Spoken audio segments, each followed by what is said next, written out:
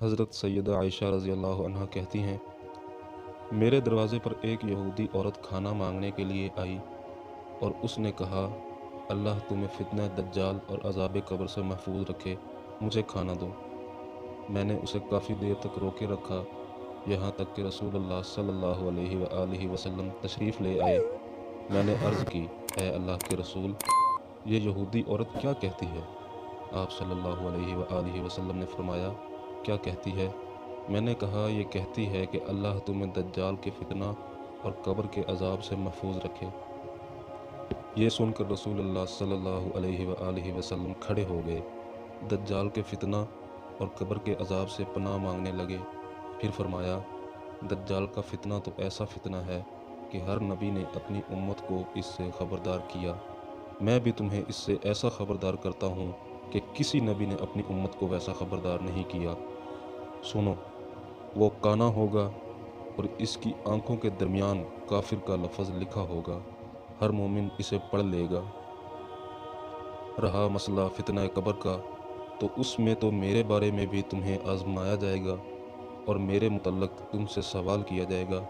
جب مرنے والا آدمی نیک ہوتا ہے، اسے قبر میں اس حال میں بٹھایا جاتا ہے کہ اس پر گھبراہٹ اور پریشانی کے کوئی آثار نہیں ہوتے۔ اس سے پوچھا جاتا ہے، تم کس دین پر تھے؟ وہ کہتا ہے، اسلام پر تھا۔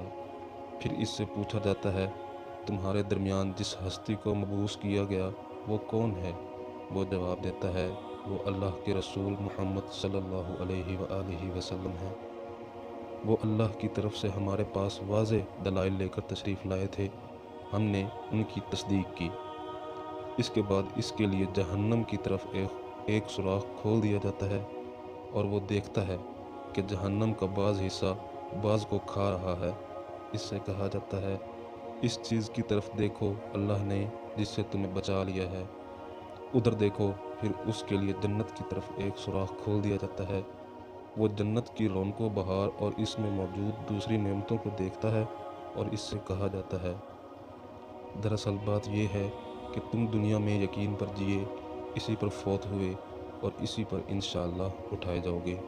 اور اگر وہ میت برا ہو، یعنی کافر ہو، تو اسے جب قبر میں بٹھایا جاتا ہے تو وہ گھبرایا ہوا اور بہت زیادہ خوف زدہ ہوتا ہے۔ اس سے پوچھا جاتا ہے، تو دنیا میں کس دین پر تھا؟ وہ جواب دیتا ہے، میں کچھ نہیں جانتا۔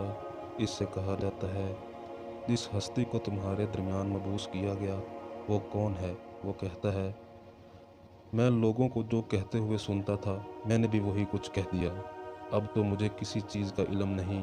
اس کے بعد اس کے لیے جنت کی طرف ایک سوراخ کھول دیا جاتا ہے، وہ اس کی رونقوں اور اس کی نعمتوں کو دیکھتا ہے اور اس سے کہا جاتا ہے، اس چیز کی طرف دیکھ جو اللہ نے تجھ سے پھیر لی ہے۔ اتنے میں جہنم کی طرف سے ایک سوراخ کھول دیا جاتا ہے، وہ اس کی طرف دیکھتا ہے کہ اس میں لوگوں پر بہت سخت قسم کا عذاب ہو رہا ہوتا ہے۔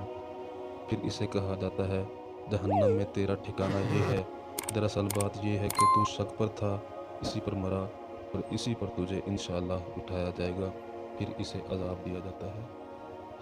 اللہ تعالیٰ سے دعا ہے کہ ہم سب کو اللہ پاک قبر کے عذاب سے، آخرت کے عذاب سے اور فتنہ دجال سے محفوظ فرمائے، آمین۔